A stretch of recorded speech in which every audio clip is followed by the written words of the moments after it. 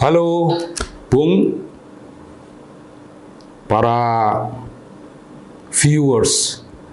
Ya, saya tinggal menggunakan istilah viewers itu.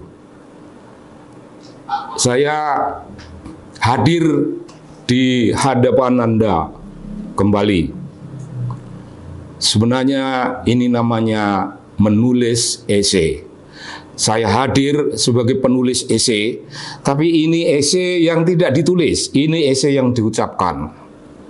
Dan akhirnya memang esai yang diucapkan itu akan menjadi esai tertulis pada akhirnya sesudah cukup jumlahnya memadai untuk menjadi buku, dia akan lahir sebagai buku.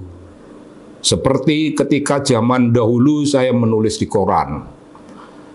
Tulisan koran, esai-esai menjadi buku kumpulan esai. Sekarang saya akan berbicara mengenai anak. Sikap orang tua kepada anak. Dan Imam Ghazali berbicara tentang anak. Dan Khalil Gibran, penyair terkemuka, disebut penyair 3 dunia, itu berbicara tentang anak. Nanti akan diikuti kalau masih ada ruang, namanya Siddhartha. Siddhartha itu sebuah novel yang dahsyat, ditulis oleh novelis Jerman yang memenangkan hadiah sastra pada tahun 40 atau 46 atau macam begitu. Dia menulis novel berjudul Siddhartha. Ya, kalau Anda tertarik dan sebaiknya tertarik, maka carilah itu buku. Nah, dari sudut itu, sikap manusia kepada anak, tokoh-tokoh dunia kepada anak agak jelas. Barangkali kalau masih ada waktu akan ditutup dengan sikap Kanjeng Nabi Ibrahim alaihi salam kepada anak. Baik, kira-kira macam gitu. Kira-kira macam gitu. Nah, mari kita mulai lebih dulu dengan membacakan, saya tidak membaca, menyampaikan kepada Anda puisi Khalil Gibran. Anakmu bukan anakmu, dia anak sang hidup yang merindukan dirinya sendiri. Berikan cintamu kepadanya, tapi jangan sekali-sekali kau berikan gagasan dan impian-impianmu tentang masa depan, karena dia memiliki impiannya sendiri, dia memiliki kebijaksanaannya sendiri. Bikinkan badannya rumah, tapi jangan jiwanya, karena dia penghuni rumah masa depan yang tak mungkin kau kunjungi biarpun hanya dalam mimpi. Saya berbahagia setiap kali mengulang lirik demi lirik dalam puisi ini. Ini sebuah kearifan orang tua yang memberikan pada anaknya hanya cinta. Anak hanya butuh cinta. Berikan dia punya cinta. Dan orang tua dalam hal ini memberi anaknya sebuah kebebasan untuk melanglang jagat raya ini dengan caranya, dengan pikirannya, dengan strateginya. Orang tua tidak boleh memeras pikiran anak, menjejali mereka dengan pikiran-pikiran orang tua yang boleh jadi sangat tidak relevan. Dan Gibran menampilkan orang seperti itu untuk menggambarkan bahwa anak harus tumbuh dalam kebebasan dan dalam cita rasa memilih jalan hidupnya sendiri. Orang tua, dengan kata lain, tidak relevan sama sekali. Dan ada Imam Ghazali yang punya buku berbicara spesifik tentang anak. Oh anak, itu sebuah nasihat yang panjang sekali. Panjang sekali. Kalau diingat dan dirumuskan dalam puisi, saya tidak bisa. Terlalu panjang. Tapi inti sari dari gagasan sang imam itu menekankan kepada anak untuk menemukan sendiri sumber kehidupan yang memberinya anugerah untuk bisa menikmati hidup ini dalam kemerdekaan yang tak terganggu. Panjang, tapi kalau kita petik bahwa Imam Ghazali seorang ayah yang memberi anaknya kebebasan untuk tumbuh. Karena kalau anaknya dikekang, dia tidak akan menjadi pribadi. Banyak orang tua yang tidak bisa berbuat seperti itu. Siddhartha sendiri, tokoh dalam novel Hermann Hesse, juga digambarkan sebagai orang tua yang gagal. Orang tua yang gagal. Karena ketika anaknya bersatu dengan dia, berada di rumah yang sama, anaknya diajari hal-hal yang tidak dibutuhkan. Kearifan Siddhartha ditumpahkan pada anaknya. Kesabaran Siddhartha ditumpahkan pada anaknya. Doa-doa Siddhartha disampaikan pada anaknya supaya anaknya juga hidup dalam doa seperti itu. Anak itu menghilang lari jauh dan tidak bisa ditemukan. Ketika ketemu, pada akhirnya anak itu menolak. Makanlah ayah kesabaranmu, makanlah ayah kearifanmu, makanlah ayah doa-doamu. Itu untuk ayah, itu dunia ayah, tapi bukan duniaku.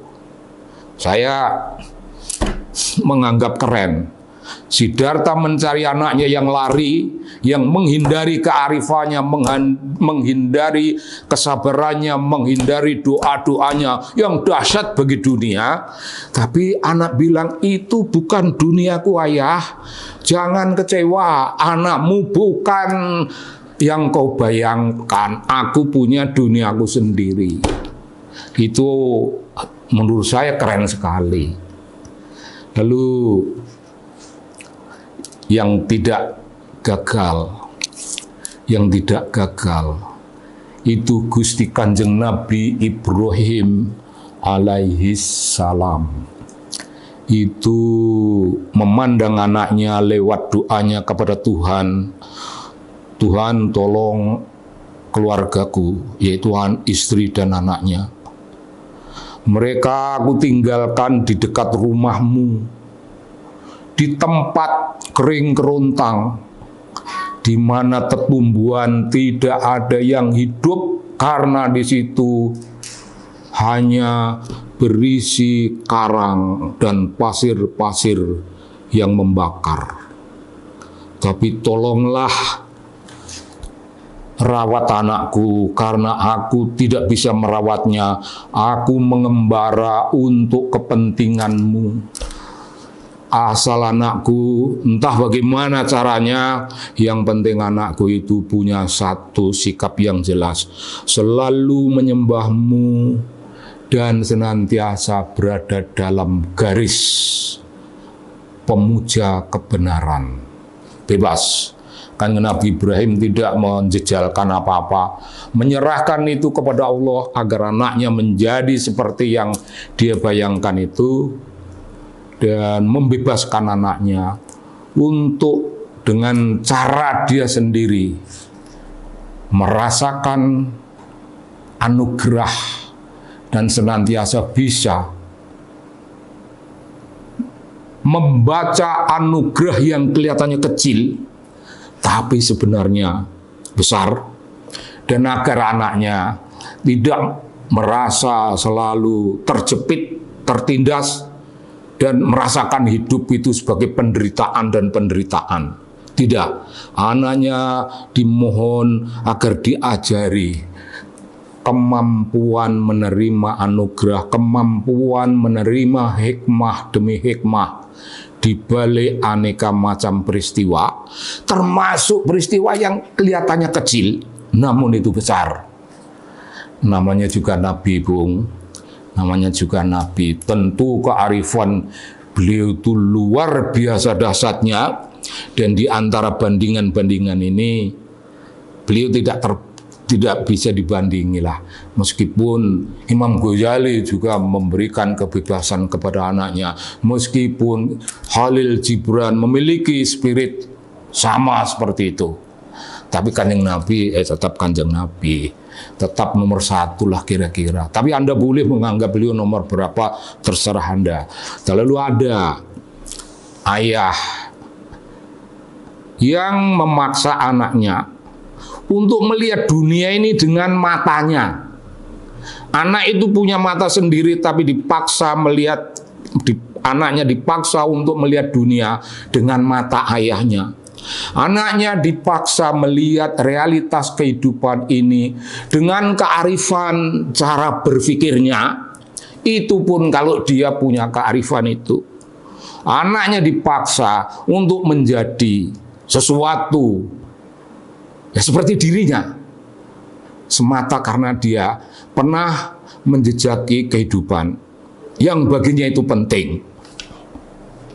Tapi ada yang bisa dicatat di sini, bahwa ayahnya yang melihat dirinya begitu penting itu, perasaan penting itu sebenarnya datang dari jiwa yang tergores, dari jiwa yang luka, dari jiwa yang tidak berbahagia. Maka dalil bahwa hanya orang tua yang berbahagia yang bisa memberi kiblat moral, kiblat rohaniah, kiblat spiritual yang sehat. Orang tua yang tidak sehat tidak akan mampu berbuat seperti itu, tidak akan bisa memberikan anaknya suatu kemerdekaan hidup, menentukan jalan hidupnya ini sendiri. Anaknya tidak boleh menentukan hidupnya sendiri, tidak boleh menjejaki hidup ini berdasarkan pengalaman empirik yang dia ciptakan sendiri. Anak harus melihat dunia sekali lagi dengan kacamata ayahnya, dengan pikiran ayahnya. Anakku, jadilah kau tentara, karena ayahmu ini tentara. Anakku, sesudah lama kemudian, jadilah kau politisi, karena ayahmu yang tentara ini pernah menjadi politisi. Anakku, tempuh jalanmu dengan penuh kehati-hatian, seperti ayahmu ini pernah menempuh jalan hidup dengan hati-hati. Raihlah kemenangan, raihlah kemenangan, kemenangan-kemenangan. Tapi jangan bilang-bilang pada siapapun ya. Kau boleh tidak jujur, kau boleh munafik, kau boleh menyebarkan hoak demi hoak kemana-mana, asal kau menang. Terima kasih, Bung, saudara-saudara. Saya kira ini yang saya anggap sebagai esai. Terima kasih. Salam.